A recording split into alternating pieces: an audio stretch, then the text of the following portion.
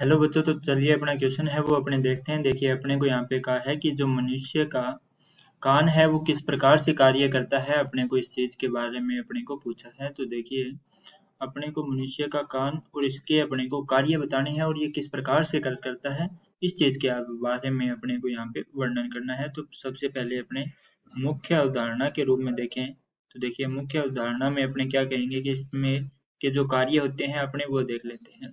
ठीक है, तो पहला कार्य जो होता है वो अपने पास अपने जानते हैं कि किसका होता है, सुनने का होता है। ठीक है, सुनने का कार्य, ठीक है, सुनने में सहायता करता है। ठीक है, इस प्रकार बोल सकते हैं सुनने में सहायक। ठीक है, और दूसरा अपने कहें कि ये अपने पास क्या है, संतुलन का कार्य करता है। ठीक है, संतुलन, संतुलन का कार्य। तो अब ये किस प्रकार से करता है, इस चीज के बारे में अपने को पूछा। देखिए अपने को कहा है कि किस प्रकार से कार्य करता है, तो उस चीज को अपने जानते हैं। तो देखिए कान जो होते हैं इसके तीन भाग होते हैं। ठीक है, कान के तीन भाग होते हैं। एक अपने पास बाह्य भाग होता है। ठीक है, बाह्य भाग। ठीक है, एक अपने पास मध्यम भाग होता है। बाह्य भाग जिसे अपने क्या है, कर्ण पल्लव भी बोलते हैं। ठीक है, कर्ण पल्लव। एक अपने पास क्या होता है, मध्यम कान होता है या मध्यम भाग बोल सकते हैं इसका। ठीक है, कान का मध्यम भाग।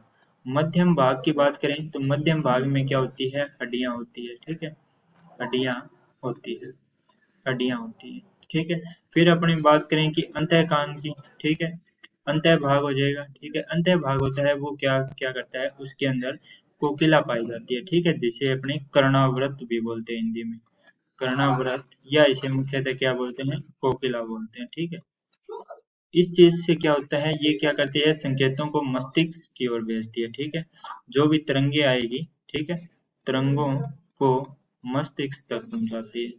ठीक है, मस्तिष्क तक लेके जाना, लेकर जाना। अब इनका अपने अलग अलग देखते हैं किस प्रकार से होएगा। तो देखिए बाह्य कर्ण क्या करता है, ये अपने को पूछा है किस प्रकार कान है वो कार्य करता है। तो बाह्य भाग या जो कर्ण पल्लव है, ठीक है, कर्ण पल्लव पहले क्या करेगा, जो भी ध्वनि होगी उनको क्या है, एकत्रित करता है। ठीक है, एकत्रित करता है। और किस रूप में अपने मान लेते हैं कि तरंगों के रूप में, या ध्वनि को करता है तो वो तरंग के रूप में आती है। ठीक है, तो तरंग के रूप में, तरंग रूप में। फिर क्या होएगा, मध्य भाग जो है, ठीक है, मध्य भाग में क्या होती है, हड्डियां होती है जो कि क्या क्या करती है, तरंग जो होती है, तरंग की तीव्रता बढ़ा देती है। ठीक है, तीव्रता बढ़ाना। ठीक है, जिसके कारण क्या है, ये तीव्र गति से पहुंचती है। और जो अंतः भाग होता है, अंतः भाग क्या करता है, अंदर का जो भाग होता है वो क्या करता है, या अपने कहेंगे जो मोस्टली कोकिला होती है।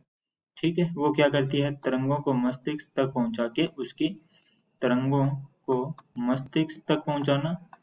ठीक है, मस्तिष्क तक लेकर जाना, लेकर जाना।